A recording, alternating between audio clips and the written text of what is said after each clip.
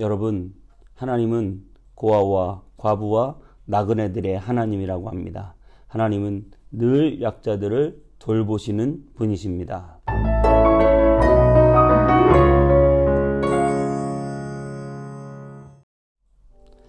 안녕하세요. 검단에 있는 온땅님의 성문교회 서정혜 목사입니다. 오늘 보실 하나님의 말씀은요,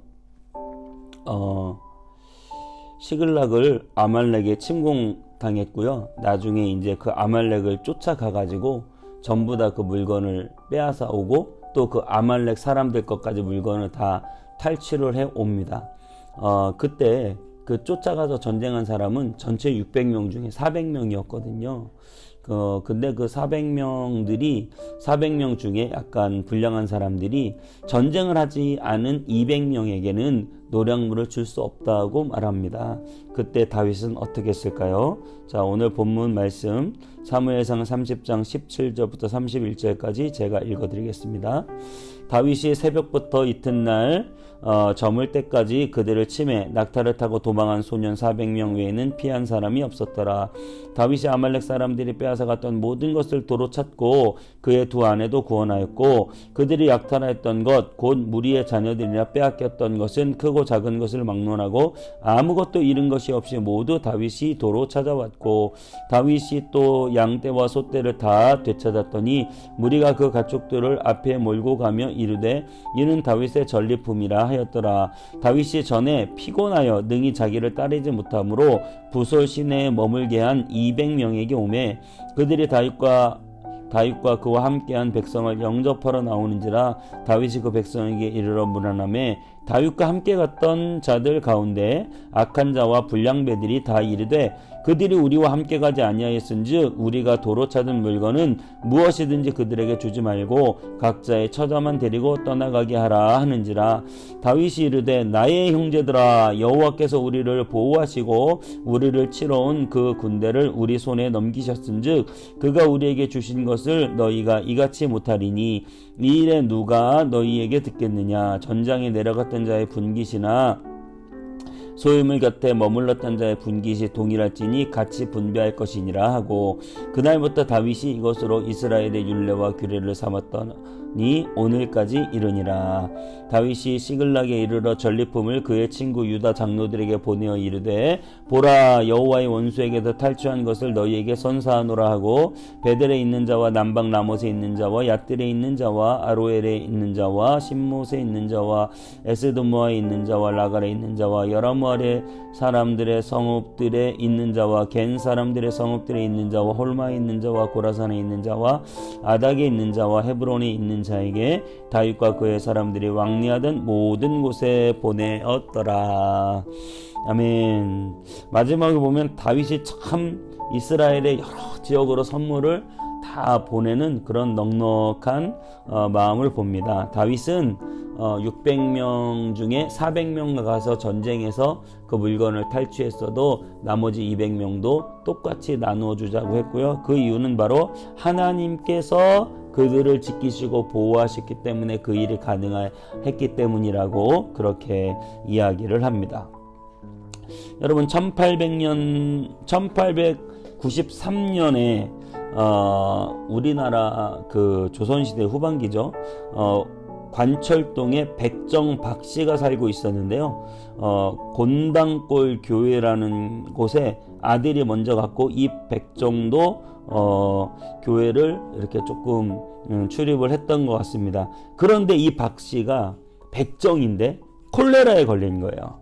그래서 사경에 빠진 그를 가엾게 여긴 곤당골 교회의 사무엘 무어 선교사가 당시 고종의 주치의인 에비슨 의사에게 치료를 부탁합니다.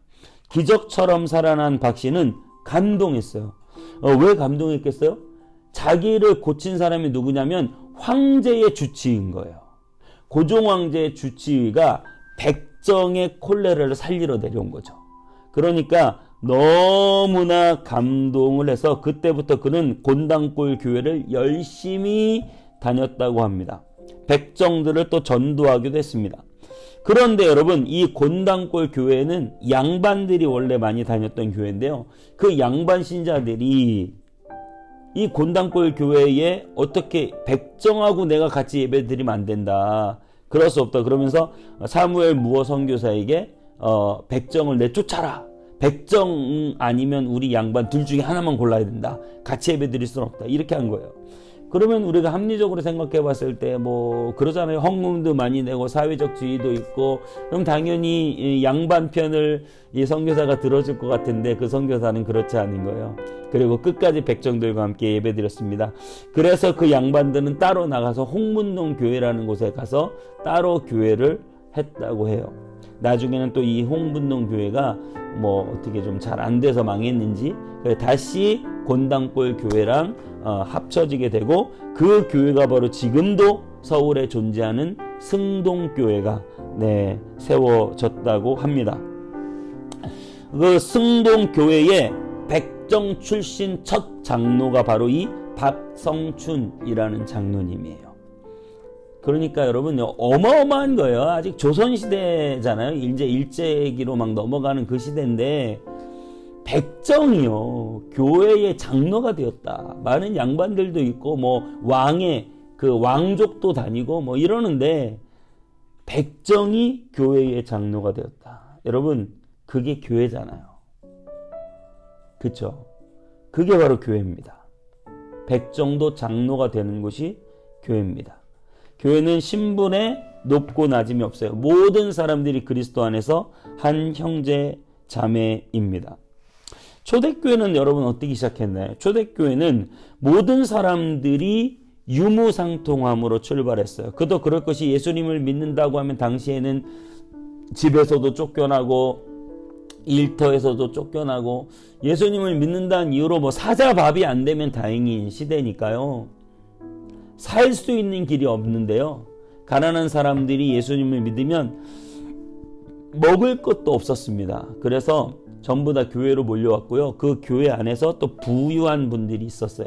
그 부자들이 뭐 바나바를 포함해서 그 부자들이 자기의 재산을 다 팔아가지고 그 먹을 것 없는 가난한 자들과 함께 돈을 공유했습니다. 물질을 공유하고 음식을 공유하고, 그래서 이게 공동체다운 공동체, 정말 사랑으로 엄청난 영향력을 행사하는 공동체가 되었어요. 여러분, 초대교회에 제가 자주 말씀드리지만 초대교회에 어떤 뭐 기적이 많이 일어나가지고 여러분 그렇게 부흥이 잘 됐다고만 생각하시면 안 됩니다. 여러분, 초대교회는 뜨거운 사랑의 공동체였어요. 모든 것을 함께 나눌 수 있는, 여러분의 재산을 성도들과 얼마나 나눌 수 있겠어요? 정말 그건 힘든 일이잖아요.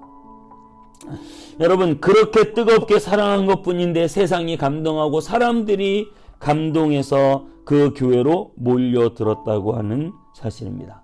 오늘 다윗은 본문으로 들어가서 시글락을 침공당했지만 아말렉을 침공한 그 아말렉을 쫓아가가지고 물건을 싹 빼앗아 왔어요. 자기 아내와 자녀들을 다 찾아왔고요.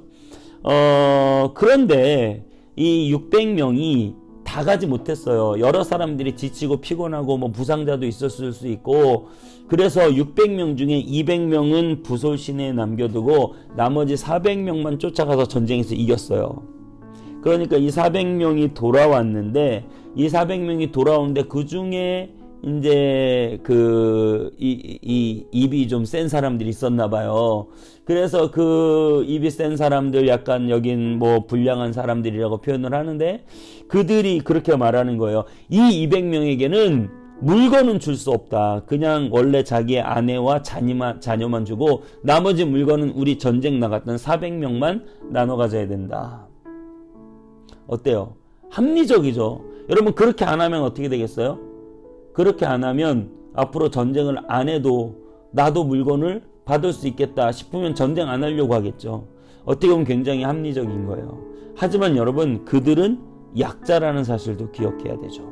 그들은 부상이거나 전쟁에 나갈 수 없는 그런 아주 연약한 상태에 처해 있었던 그런 사람들입니다. 그래서 다윗은 이렇게 말하죠. 하나님이 이 전쟁을 우리에게 이기게 하셨다.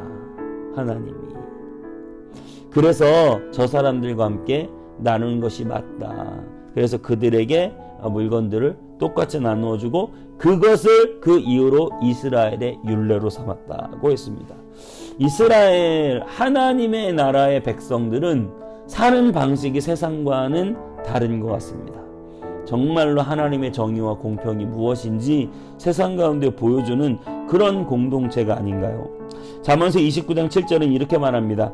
의인은 가난한 사람의 사정을 알지만 악인은 가난한 사람의 사정쯤은 못 본 채 한다. 잠언서 21장 3절은 이렇게 말합니다. 공의와 정의를 행하는 것은 제사를 드리는 것보다 여호와께서 기쁘게 여기시느니라. 여러분, 하나님의 뜻은 가난하고 힘없고 약한 자들을 돌보는 것이 하나님의 뜻입니다. 교회 안에서도요, 누가 약하고 재정적으로 어렵고 병이 나고 힘들고 어려울 때 여러분 마음을 쏟아서 함께 돌보는 것이 그게 바로 교회다움의 본질이에요. 하나님은 우리가 제사 드리고 예배 드리는 것보다 그렇게 내 이웃을 사랑하는 것을 기뻐하신다고 오늘 말하고 있습니다. 여러분, 우리는 꼭 이 사실을 기억해야 됩니다. 매일 전 세계에 2만 5천 명의 아이가 병원에 가지 못하고 병명도 모르고 죽어갑니다. 매일 100만 명의 아이가 말라리아로 목숨을 잃고요. 전 세계 인구 중 절반이 2만 달러 미만으로 하루를 삽니다. 7초당 1명씩 5살 이하의 아이가 먹을 것이 없어 생명을 달리합니다. 전 세계 40% 국가의 국민들은 아직도 깨끗한 식수를 마시지 못하고요. 10억 정도의 인구는 전기 없이 살며 글도 읽지 못한다고 합니다. 어린이 약 1억 명은 기초 교육도 받지 못하고 성장한다고 합니다. 미국의 목회자인 아담 해밀턴은 이렇게 말했습니다. 하나님은 주실 책임이 있으신 분이다. 그리고 사람은 그것을 나눌 책임이 있다. 그래요. 하나님 우리에게 주셨어요. 그럼 우리는 그것을 나눠야 된다라고 하는 사실이죠. 정말 우리의 하나님께 받은 그런 축복들을 우리가 세상에 나누는 것, 이것은 너무나 중요하다고 하는 사실입니다. 구멍난 복음이라는 책이 있습니다. 월드비전 회장인 리처드 스턴스라고 하는 사람이 쓴 책인데요. 왜 구멍난 복음이냐면 이분이 젊었을 때 성경에서 가난한 자들을 도우라고 하는 부분을 다 오려냈대요. 그랬더니 성경이 너무나 구멍이 심해서 너덜너덜해졌다고 하는 거예요. 그러니까 구멍난 복음이라고 하는 것은 우리가 예수 그리스도를 믿으면서 가난한 자들을 돌보지 않는 것, 그것은 바로 우리 안에 복음에 구멍이 나 있다라고 말하는 것입니다. 여러분의 삶 가운데서 약자를 돌보는 실질적인 행동이 꼭 있게 되시기를 바랍니다. 하나님은 우리가 하나님 앞에 나와 예배 드리는 것보다 약자들 돌보시는 것을 훨씬 기뻐하십니다. 정말 가난한 자들과 함께 그들을 돌보고 섬길 수 있는 실질적인 행동, 교회 안에서 정말 약하고 힘든 자들을 돌볼 수 있는 실질적인 삶들이 저와 여러분에게 또 그 교회 안에 충만히 흘러넘치시기를 주님의 이름으로 축복합니다. 기도하겠습니다. 하나님, 우리 하나님은 고아와 과부와 나그네들의 하나님이십니다. 약하고 힘들고 고통당하는 자들 우리 하나님 특별히 돌보시고 지키시는 나의 하나님이신 줄 믿습니다. 하나님, 우리가 우리의 마음을 다하여 하나님이 행하신 그 일을 우리도 행해서 정말로 하나님이 내게 주신 것, 그것이 비록 작은 것일지라도 약자와 가난한 자와 힘든 자들과 나눌 수 있는 은혜와 축복이 우리에게 있게 하여 주시옵소서. 하나님께서 날마다 우리 안에 긍휼의 마음 넘치게 해주시고 주님의 공평과 정의로 살아가게 하여 주시옵소서. 감사드리고 예수님의 이름으로 기도하옵나이다. 아멘.